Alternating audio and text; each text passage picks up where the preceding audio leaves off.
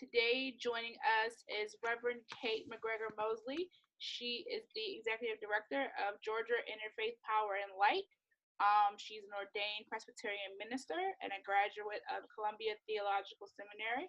And she was recently honored as one of 3 Power Women in Atlanta by the Solutions Project for her commitment to clean energy for all. So she's going to give us some great insight on ways to start a green team or a green ministry at your church. So we encourage you to listen sharp. We're going to have her speak for about, I think we said about 20 to 25 minutes, maybe a little longer, and we'll definitely have a time period for questions at the end. We ask that you all just stay muted so that we don't have too much background noise. And there's a little box over on the right side of your screen at the bottom. If you think of a question that you'd like to ask, so you don't forget, if you want to type it in that box, I will definitely have access to it, and we can ask those questions at the end, just in case you want to write it down now, if you think you're going to forget by the end of it. But I will let her give you all the great facts and let her take it away. Thank you for having me. I'm broadcasting live from the campus of Columbia Theological Seminary, where the office of GIPL is located. I will say, when I was a student here 15 years ago, getting my theological education, I did not know green teams were even a possibility in houses of worship, that environmental ministry was even a vocational path for clergy. And here I sit with you to share some of these ideas. This work of environmental stewardship and sustainability has been my full-time ministry for almost 10 years now. I can't believe it. I've been the executive director of GIPL going on 5 years and had led a Presbyterian environmental organization prior to that. And then we merged with GIPL so that we could really strengthen our efforts across the state of Georgia in helping the 15,000 houses of worship across Georgia in practices of sustainability and stewardship as a way to address climate change and mitigate the impacts of climate change. So you're here today on this webinar because you want to learn how to start a green team or even strengthen the green team or earth care ministry you have in your current faith community. So I hope what I have to share with you is useful, and I'll look forward to your questions and comments so that we can learn together in this process. I've started green teams in my own faith community, and certainly through GIPL, we have nurtured several along and have learned some helpful tips. So I'm glad to share them with you today. Today's goal is to help you not just form a green team, but form a sustainable program of your faith community. We don't want this to be one more thing to do or another committee that just meets monthly and conducts business, but really is a program that is growing the environmental ethic across congregational life. That the program that you start as a green team is really stretching into other programs already at work and serving the wider community as well as your own congregation. What I'm saying is we don't want green teams that are siloed and kind of functioning off in a corner by themselves within the congregation. We want green teams to be vibrant and sustainable and visible forms of program and action, sustainable action within your faith community.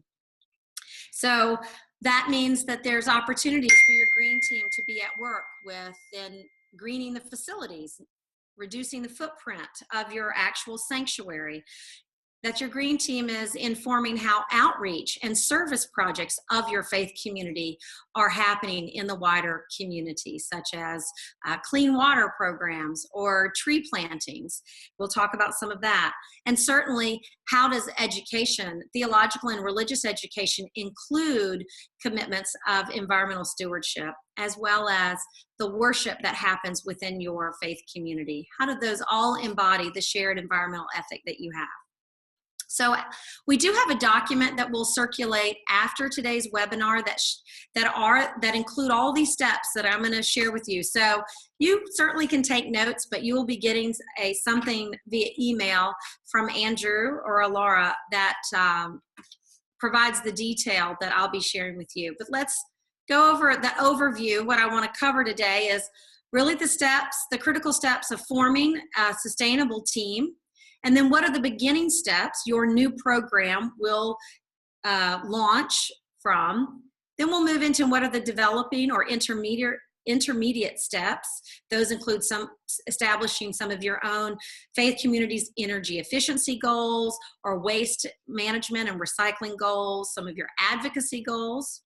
And then lastly, we'll talk about advanced action.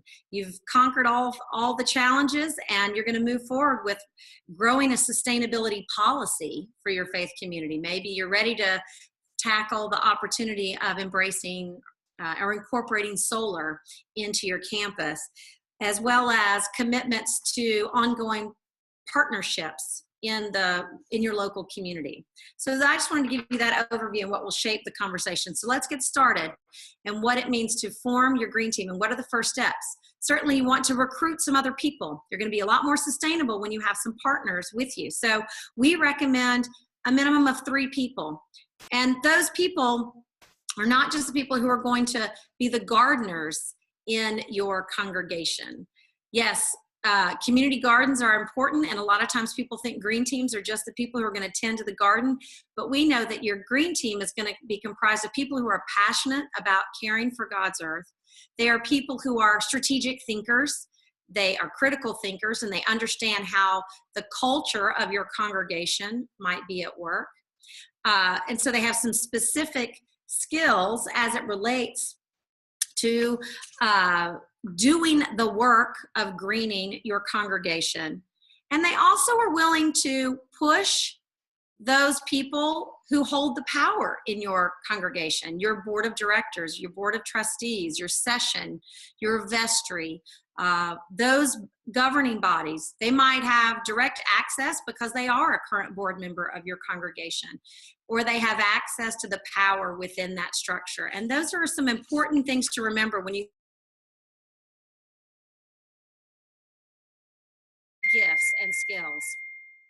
Once you assemble your team, it's important that you meet with your clergy or pastoral leader so that they bless and recognize that you are a functioning, you want to move towards being a functioning member of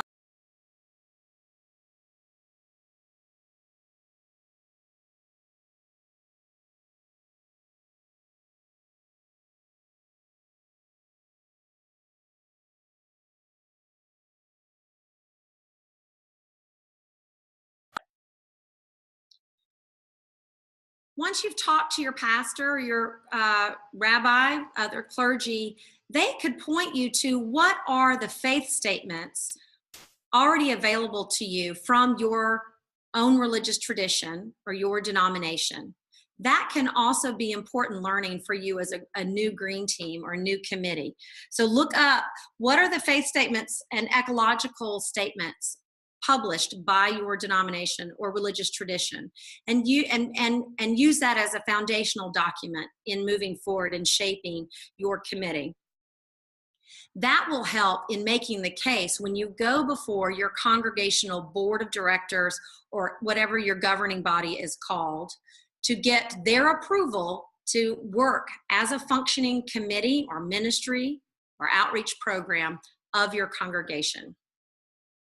So you want to be sure that there's been a meeting of the house of worship, of the governing board, that includes a presentation from your green team, and that hopefully what is the result of that meeting, you are blessed and approved to move forward with some strategic changes within your house of worship. So then you get together and you hopefully are setting a schedule to meet regularly in the first year, because that's a critical time. You've received the blessing of your clergy leader, you've received the blessing of your governing body, and now they want to see you that you mean what you say and do all the things you really intend to do. So you meet monthly, and the first thing you should do is craft a mission statement. Sometimes people might balk at that idea because it seems like more talk. But I promise you, crafting a mission or even a vision statement will be that thing that grounds you when you come up upon some obstacles that feel really hard to overcome. So, I'll be happy to share some sample mission statements that some of the green teams within the GIPL network have created that have sustained their work as a functioning body within their faith community. So you have this short mission statement that says who you are and how you're going to relate to the other committees and working groups of your congregation. And then you're going to start having some fun. At this meeting, brainstorm all the things you want to do. Don't hold back. Get the whiteboard ready or the flip chart and list all the things that your individual green team members are passionate about. What are the environmental issues you see around your congregation's location or in the world that you want to address? Or what are the hopes that you have for your particular house of worship and making it a model of sustainability? Just don't shoot down any idea. Get it all on paper, and that'll be a good way to then begin thinking about what are the priorities for you that will guide your actions over the first 6 to 12 months of your emerging program. From that brainstorming session, you're encouraged to pick 3 things, 3 items or opportunities, action items, if you want to call them that can be accomplished within the first 8 to 12 months. Now, why 3 and why within the first 8 to 12 months? When we accomplish things and we see the fruits of our labor, that gives us energy to continue the work. And I think that's an important aspect of a new program within a house of worship. When you see results, more people will get behind what you're trying to advance as a program within your congregation. So pick those 3 things and report back, hopefully just via email or in a quick phone call to your faith leaders so they know what you're planning on. And they might have some ideas about how to advance your initiatives in an effective manner and establish the timeline that seems to work in conjunction with what's already happening in your particular congregation. So once you've identified those 3 action items and you have a sense of a timeline, you then know how often you need to meet over the first 12 months. You don't necessarily have to meet once a month when all the other congregational committees are meeting. You might need to meet at a different schedule in order to advance these initial action items. So establish the meeting schedule that works for you and get it on paper. Make sure that is documented on the congregational calendar as well as your green team's calendar, and you hold one another accountable to make those meetings a priority in these early months, because that's going to determine how the results are achieved in your first year. And lastly, in these developing or initial steps, you want to form a communications plan so that the work you're doing is communicated clearly and effectively with the wider congregation.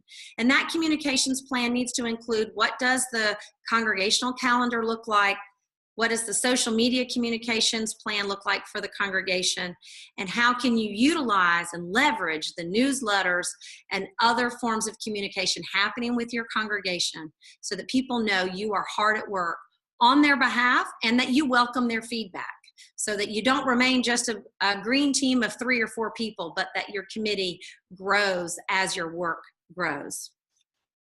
So let's move on to the beginning steps of really the work of environmental action within your faith community. It's very important that you know your congregational footprint from a facility standpoint. And within GIPL here in Georgia, we have a professional engineer that will go out in service to faith communities and conduct a professional energy audit to help green teams begin to understand the energy footprint of their congregation. There might be something else that's similar within your own location, and I encourage you to find that out. You might even have someone within your own congregation who can conduct an energy audit so you know what your energy footprint is. This will help you begin to figure out the other aspects of your congregation's carbon footprint as you grow your program.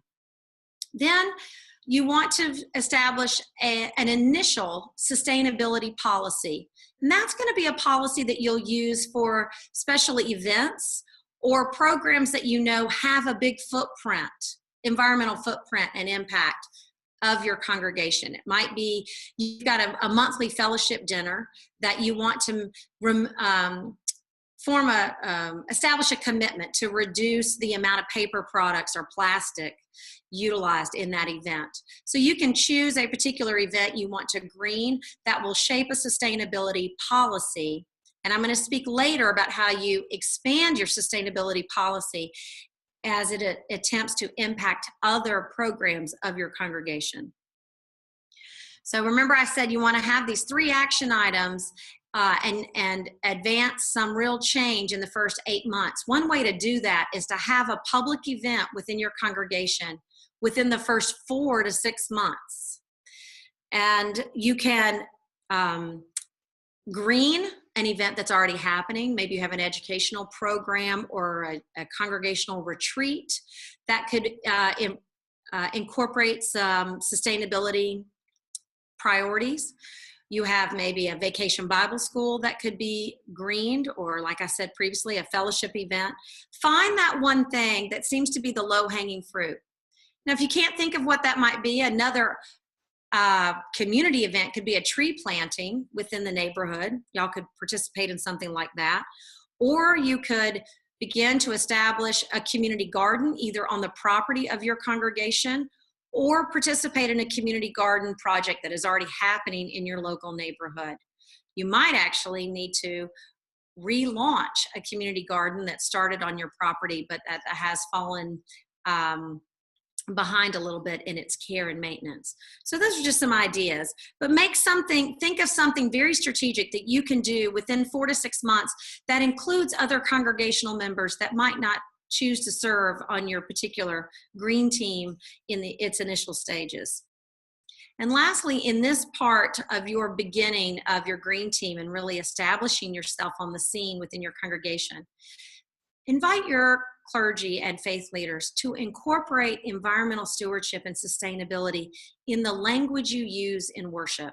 It might happen very covertly in the types of prayers that are offered every week in your services, or it might even be something as big as, yes, we are going to commit to a Creation Care Sunday around Earth Day when that happens in the coming year. Or you pick another time of year to have an earth or creation care focused worship service. And your pastor, rabbi, imam might agree to do that.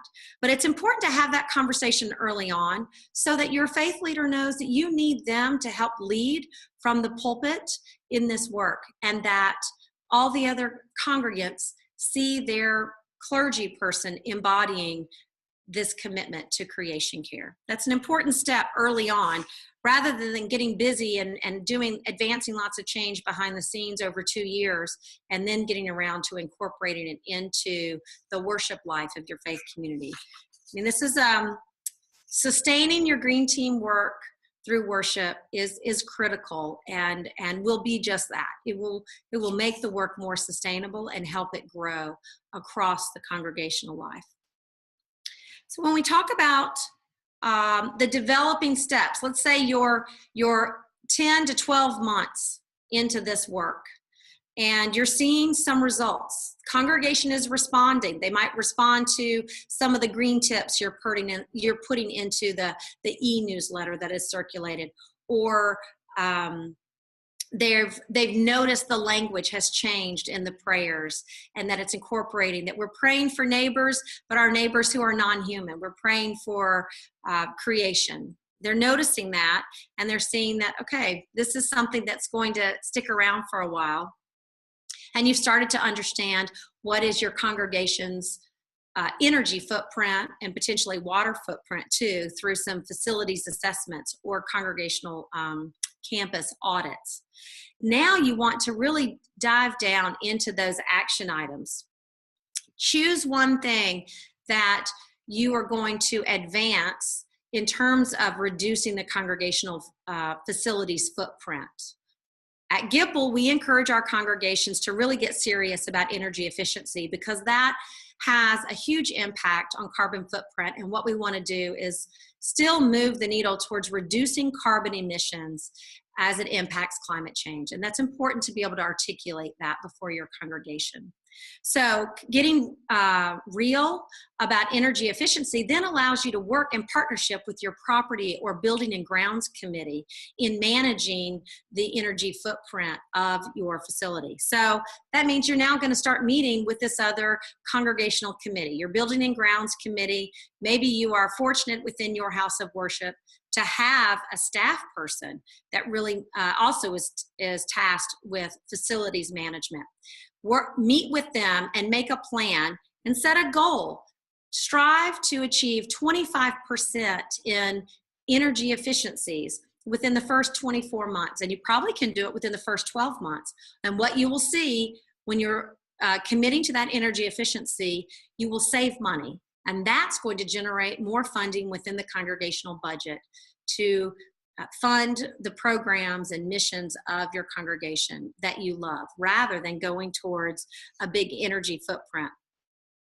And then lastly, find a volunteer within the congregation. It very likely will not be a person who's serving on your green team, but it will be someone who likes spreadsheets and someone who likes data. Invite them into this work and help you manage very easily no more than 5 or 10 minutes every month, the data that is coming out of your utility bills about how you're using energy. And the EPA's Energy Star Portfolio Manager is a great platform to use in tracking your congregation's energy savings. This is going to show how much energy you're saving and how much money you're saving. That's going to be language that's going to speak to your congregational treasurer or other people who have concerns about this new green team and these new programs costing money. You can show where the work is paying off because money is being saved. That's an important part because data does speak to some people, while many on your green team are just going to have this strong passion for earth care and creation care. So as you think about your energy footprint, then you want to connect it to other ways that your congregation has an environmental footprint. And that you want to now pay attention to how sustainable is your waste management? Is your congregation recycling? And how viable is it for your congregation to incorporate recycling into its organizational work? So the green team can then again continue working with building and grounds, and maybe another ministry or program that generates a lot of waste. There's a preschool program in your congregation or another school that is housed weekly, or some type of camp or after camp program. Those tend to generate a lot of waste. So GIPL has a resource that you can utilize, even if you're not in Georgia, on how to conduct a waste audit for your congregation. And I know that back in September, this network provided a zero waste resource for houses of worship. You could utilize that. You'll have to remind me, is it zerowastechurch.org? Yeah, that's right. Okay, great. So utilize that, or you can use the GIPL waste audit resource to begin looking at the trash generated within your house of worship. And then gather at least 3 more volunteers to join your green team to walk around the congregational facility and assess the waste footprint using these tools. You don't have to recreate this yourself. There are online tools that you can utilize. And then from that information, craft a plan that helps you adopt a recycling program and gets recycling containers in strategic places around the congregation facility. This also means you need to incorporate signage and meet with staff and any other community groups that use your building so that they adopt these new practices. Just because someone sees a blue bin doesn't mean they know what goes in the blue bin. And you'll end up, if you're not educating people while incorporating these changes, your waste stream, your recycling stream will end up being contaminated and your efforts will not be as fruitful. 2 other ways to reduce the waste footprint of your congregation is to get serious about adopting a no water bottle policy as a house of worship. And we know that plastic water bottles contribute to a significant amount of waste in our country. I think millions are used every hour in our country. And if we could then just model what life would look like without plastic water bottles within our house of worship, I think that would go a long way. And people would begin seeing the value of bringing your own reusable water bottle or using reusable glasses and pitchers of water at various meetings. That's an important practice for our faith communities to embody for the wider community. And then that can point you towards the effort to adopt reusable dishware at 90%, if not 100% of congregational gatherings.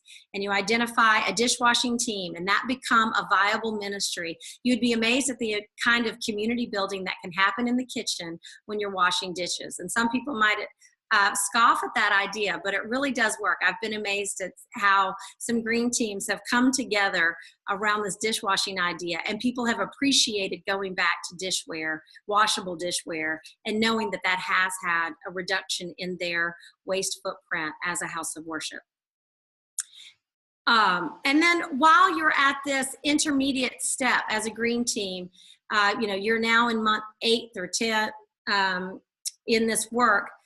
What does it look like to engage in educational opportunities with your congregation about particular environmental issues that you care about or that you want to raise awareness about for your particular house of worship?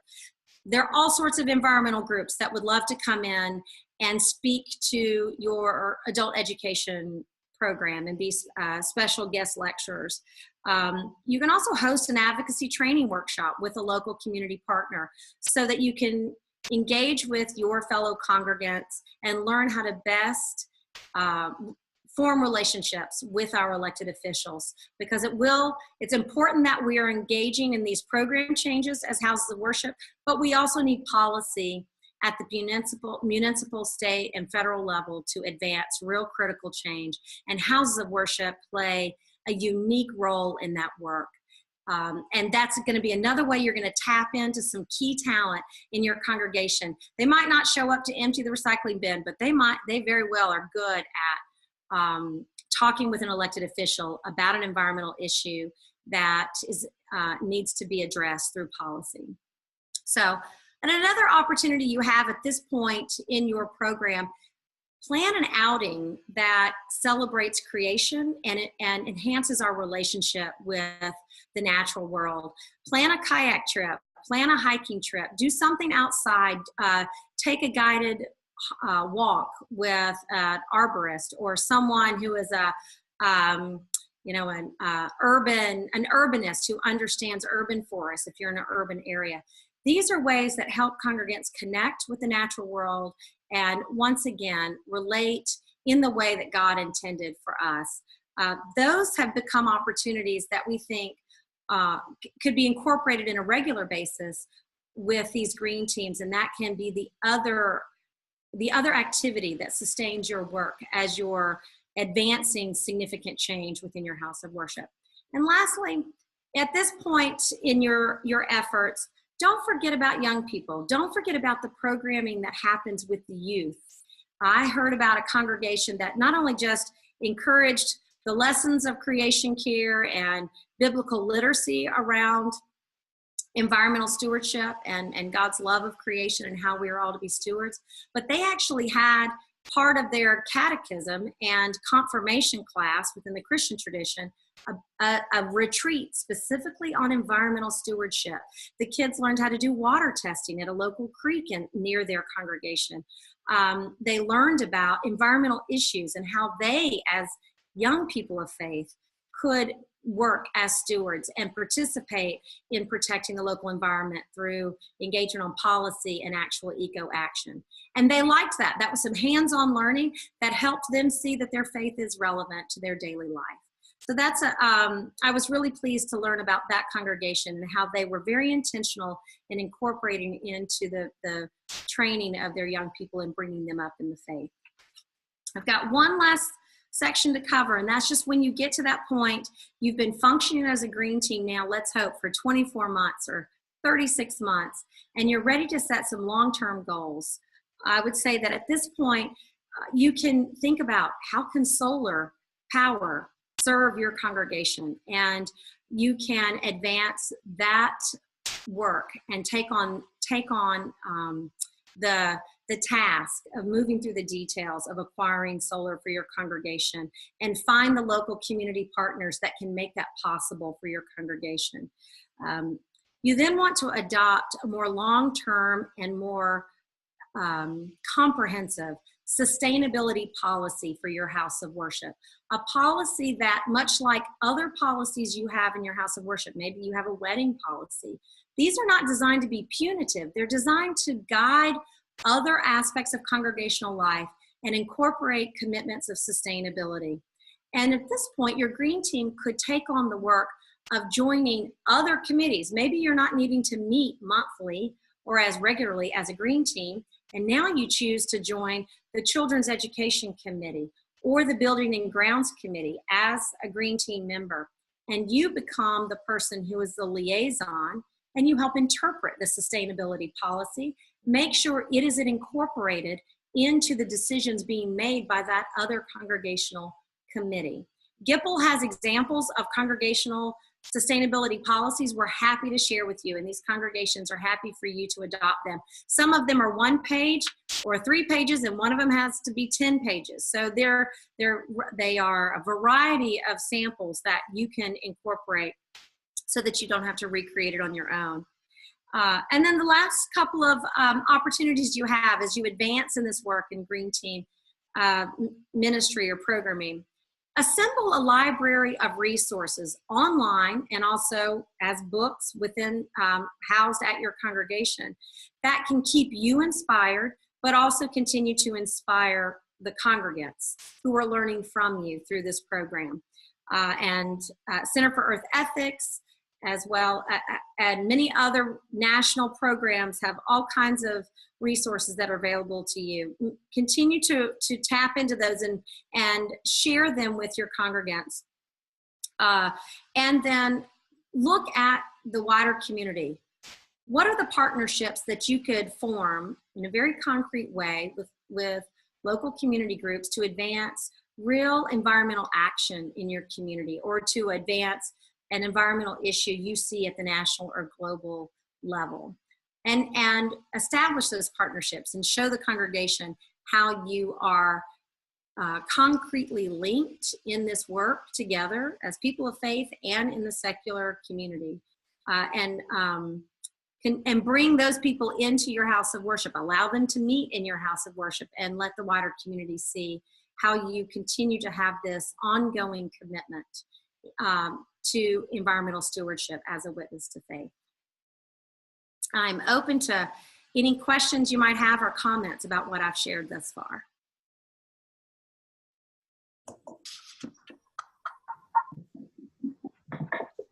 Does anyone have any questions for Reverend Mosley? I have one. I'll move up. Can you hear me okay? Yeah. Small echo, but we can make it work. Can you hear me okay? Yeah. Reverend Mosley, can you hear him? Yes. Yeah, my question has to do with the inclusion of young people in those efforts. On beyond the congregation, do any of the congregations in Georgia, for example, have used young people as a way to make contact with shut-ins or people who live in retirement communities or local schools or something like that, to encourage recycling programs, or even to help aged people who otherwise can't do that, as a way to both encourage them to get involved in some kind of ethical action, but also to spread the word outside the congregation? I have not heard of that, but I think that's an excellent idea. And I think what you've highlighted is that I know of congregations that have had young people visit shut-ins or do bring program and activities into retirement communities, but to incorporate creation care message or eco action, I think is an excellent idea. And I do think that this work draws us into intergenerational relationships that can, again, sustain our commitments to creation care. So I appreciate you bringing that up, because I think that's a great way to highlight or to bring together different groups and grow the movement among those different groups. And it also highlights too that, and I teach this a lot, sustainability and creation care doesn't need to be one more thing to do. It needs to be embraced in the same way we as people of faith embrace hospitality and love. It is how we live. It is how we engage in programs and ministry that serve God's world. And so finding always the opportunity to incorporate creation care into any program or ministry is key.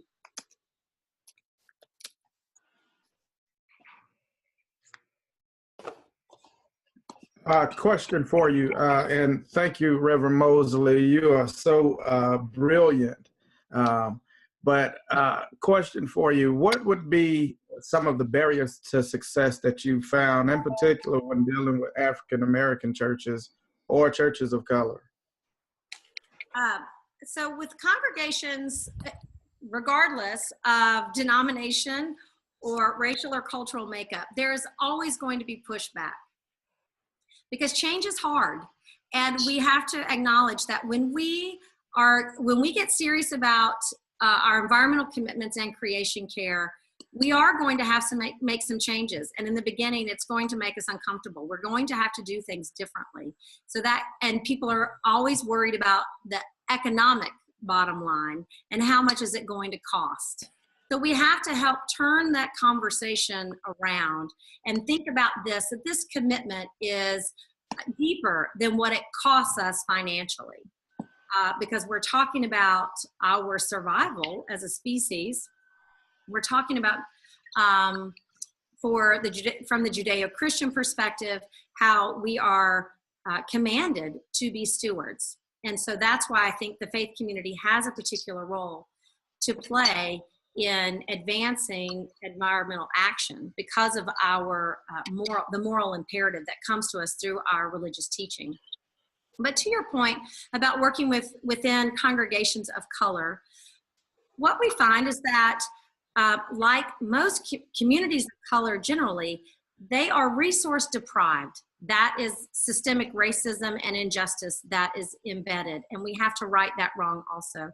So how can we help congregations of color overcome, yet again, this additional resource deprivation?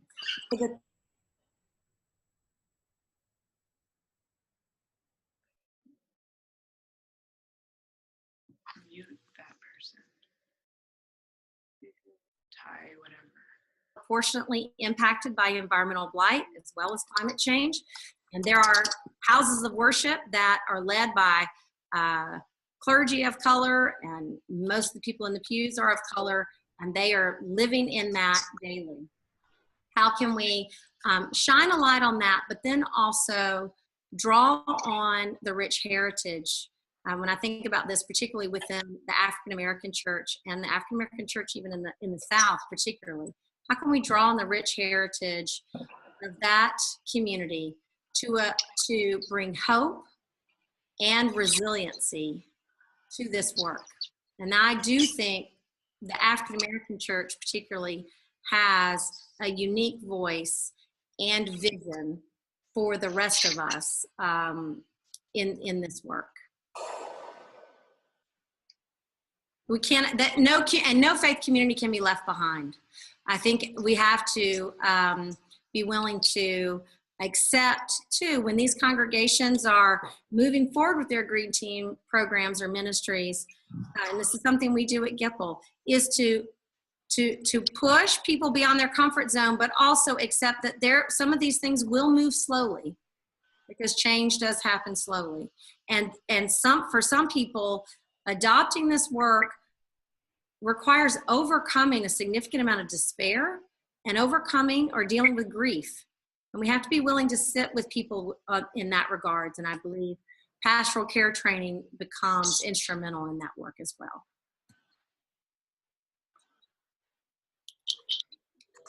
If you allow, I'd like to put the question also back to Reverend Malcolm, who is a dear friend and colleague in this work as he runs now. He's relaunched Alabama Interfaith Power and Light, and we worked on this. I mean, how would you answer your own question? I shouldn't have said anything. We're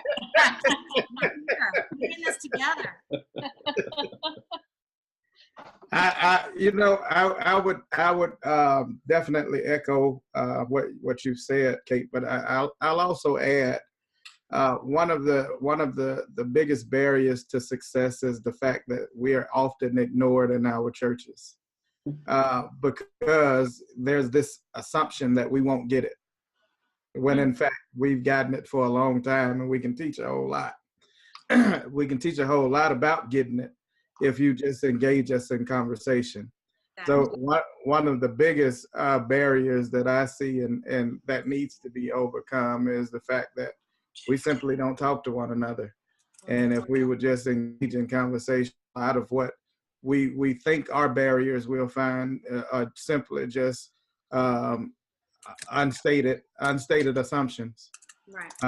that are, or unchecked assumptions. And we'd come a whole lot closer if we just talk to one another.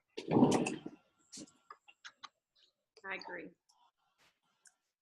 I mean, there are power dynamics in all relationships, and so understanding the power dynamics as you're advancing this sustainability ministry is important. Can you hear me? Yes. I didn't know if I needed to star six this. This is Mac Ledgerton. I'm a UCC minister in rural North Carolina. Grew up Presbyterian, Kate. Went to Louisville Presbyterian, then the Union in New York. So I'm a co-alumni of 2 seminaries and 2 denominations. I'd like to comment on this issue of multiracial eco-ministry work. I've found that sometimes the motivation for congregational engagement in eco-justice and eco-ministry and eco-spirituality issues is not so much sometimes the broader issues I don't even like the term save the planet and all this. I think that the earth can save us more than we can save it. But I find that sometimes the motivation for congregational engagement is not in greening the inside of the church, or it's because there's some environmental justice or other environmental issue that's harming the very community where our congregations are. And that's the initial motivation. And then it's pretty easy to look at our responsibility for our own property and buildings and how we can save money, by going green. I think often our European American cultural churches tend to look at the big picture and don't even look at the justice issues in our own communities very well. So I think that's one way to really address this issue in communities and churches of color, is to really look more at the local community justice issues. My other comment is I wish that we have more of these calls that also focus on how to really do the environmental action in our community, not just the internal church issues. Because again, sometimes the churches can become too inward focused, even when dealing with these eco issues. And my last comment is what we're starting in southeastern North Carolina through our UCC church, actually an African American church in Wilmington, is a climate disaster and climate justice ministry that combines just recovery from disaster with climate justice. Because in all of our denominations, these 2 offices and programs are totally separate. And what we're saying is to really work on climate justice, you need a personal experience with climate disaster to really motivate you to see the harm that's being done if you live in a community that hasn't experienced a disaster. So we're trying to promote all these groups that come into Eastern North Carolina to not only just focus on helping repair a home, but learn what you can do when you go back home to get involved in climate justice and issues. I think disaster response and emergency preparedness is a great way to engage people who might not normally think of themselves as climate activists or environmental activists. I think you have to meet people where they are. I think that and I think that's an effective way in your community, and it could easily be replicated in countless other communities across the country. Those are both good points. I think too that this work is both and. One thing that can happen if you have a group of congregants active in the eco-justice work in the community beyond the congregational walls, there'll still be some parishioners or congregants who say, well, that's their work, that I don't really do that, and it can sometimes end up being too siloed.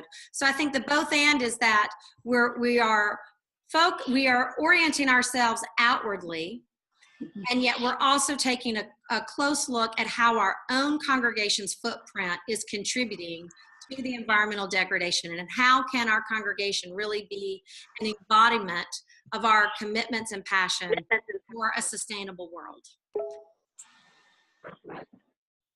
I think that's great. So we've got time for one more question. So if anybody has a final question for Reverend Mosley. Hi, I'm Jamie Boyce. I'm from Morristown Unitarian Fellowship in Morristown, New Jersey.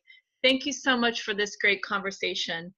And I have more of an ask for the future than any enlightened comment. And perhaps you have a nugget of advice for me today. But we have a Green Earth ministry that has been functioning for a long time in our congregation. And they do a lot of good work, a lot of great work actually. But what they're struggling with, or what I observe them struggling with, is how to open up their work to the wider congregation and to think about how to be interdisciplinary in their networking with other parts of the organization. It's really, when I did my internship in this community when I was in theological school, and they were so happy when I wanted to be involved. And I realized I was the first person in maybe 10 years to show up to their meetings. That was not a part of that original 6 people. And so I hear their calls for wanting more engagement, yet I feel their resistance to opening up and being transformed in what that will mean once they do that. So I'm wondering if you have any work on the horizon that will help with this particular kind of shift. I want desperately to share resources with them, and I do that periodically, but I can't be the only voice in the room around this. So thank you so much. Oh, I think it's an important insight that you're experiencing in your own ministry.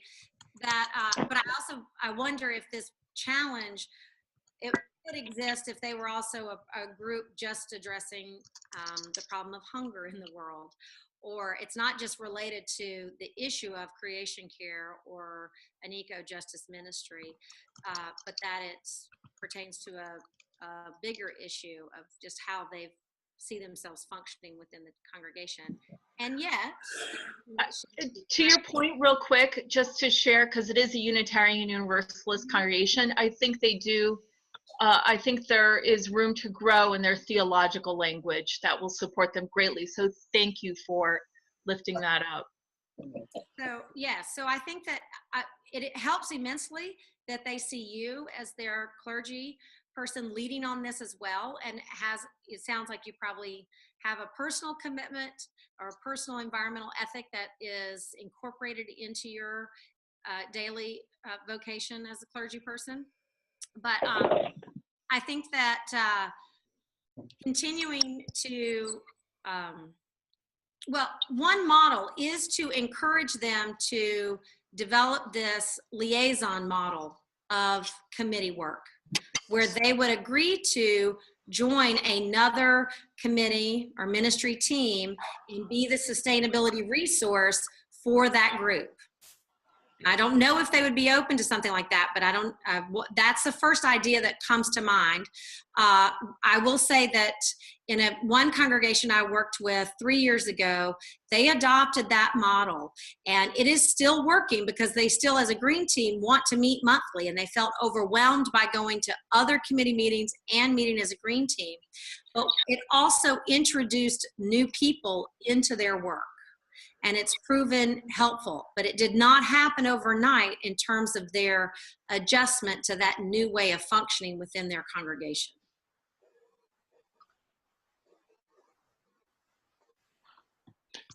Cool. Well, we're looking at time, and I think we've got to wrap it up. I saw that there's one extra question here about grief and despair, and we can certainly follow up on that because I think it's a big question about how do we actually address the climate crisis and the helping hold all these different feelings in tension, and answering that question of, is it too late? And how do we respond in that sense? So we can certainly follow up on some of those questions after the fact, but I do want to respect folks' time. I just want to say again, thank you so much, Reverend Mosley. This has been amazing. And to everyone, we are recording this and we will be sending it out through our networks, so keep a heads up. We also have some handouts that Reverend Mosley has put together, and some resources from CEE.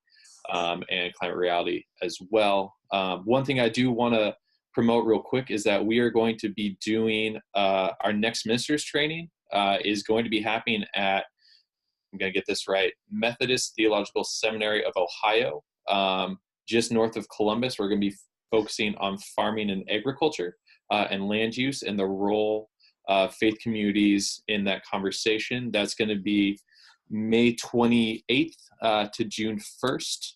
Let me make sure that's right. Yep, May 28th to June 1st. We will send out registration after the new year, but just want to get it on your calendars early. But again, that's it from me. Keep a lookout from emails, and I will hand it over to Alora. Thank you, everyone, for taking time out of your day to spend an hour with us. Thank you to Reverend Mosley for giving us her insight and giving us her wisdom and knowledge on the issue. In the email that will be sent to you, the documents that she has prepared for you will be included, as well as the recording of the video. I just encourage everyone to take what they've learned here, and as we step into the new year in a couple of weeks, take some of these challenges and try to see how you can walk into your place of worship and say, hey, let's try something new, whether it's starting a new green team or revamping your old one, but just taking on a challenge every month as we kick off the new year to really do something creation care helpful in your church and see how it can radiate throughout your community, since most of our places of worship are hubs and you know, sacred hearts of our communities that we live in and we do a lot of work in. Also, the Climate Reality Project, we are having our Southeast training from March 14th through the 16th in Atlanta, Georgia. It'll be 3 days of training about lots of different climate issues, specifically focusing on things that are happening in the Southeast. And we're also going to have, for one of our first time evers, we're going to have an interfaith mass meeting during the training. So we'll be able to work with and talk to people from all over the Southeast and everywhere about how we can, in a sense, put our faith into what we're doing for our climate work. And we're working on getting some really good speakers to be there and sharing us with that. So, and the email that will be sent to you in the next couple of days, it will include links to both the ministers training as well as the upcoming climate reality training for you to apply to if you're interested in coming, or forward to anyone else that you think also might be interested in joining us. So once again, thank you all for joining us for the last hour. And please feel free to follow up with myself or Andrew if you have any other questions, or you just want to give us some insight on how the webinar went and make suggestions for our next webinar, which will be happening probably in the spring of next year. Mm-hmm. And Reverend Mosley, any last words? I think that the faith community has an important role to play in this work. And as Alara said, we are the Sacred Hearts and the hubs. And so for us to work together and embrace the opportunity to be models of sustainability and now is the time for us to step up and form these green teams in every congregation across the land. All right, everyone. Well, thanks so much, and enjoy the rest of your day, and happy holidays. We'll hopefully see you more soon in the new year. Green blessings.